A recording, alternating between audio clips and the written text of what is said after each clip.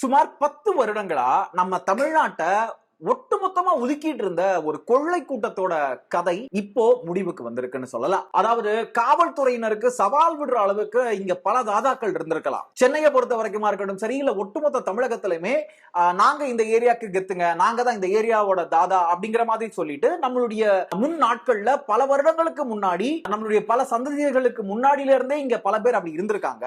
அப்படி இருந்தும் இதற்கு முன்னாடி ஆட்சியில இருந்த அந்த ஆட்சியாளர்கள் சட்டம் ஒழுங்க பாதுகாக்க அவங்க பேணின பல விஷயங்கள்னால இன்னைக்கு ஓரளவுக்கு சட்டம் ஒழுங்கு சரியா இருக்கு அப்படின்னு நம்ம நம்பலாம். இருந்தாலும் இன்னைக்கு வரைக்கும் நம்ம தமிழ்நாட்டுல கொலை நடக்கதான் செய்யுது, கொள்ளைகள் நடக்கதான் செய்யுது. என்னதான் இருந்தாலும் இந்த மாதிரியான அசம்பாவிதங்கள் தமிழ்நாட்டிலேயோ இல்ல ஒட்டுமொத்த இந்தியாலேயோ நடக்கிறத நம்மளால சிலமா தவிர்க்க முடியுமான்னு கேட்டா கண்டிப்பா அதற்கு தனிப்பட்ட நபர்கள் தான் திருந்தனுமே தவிர்த்து இங்க இருக்கக்கூடிய அரசாங்கங்களோ அரசு அதிகாரிகளோ காவல்துறையோ எதுவும் பண்ண முடியாது அப்படிங்கிறது தான் நிதர்சனமான உண்மை.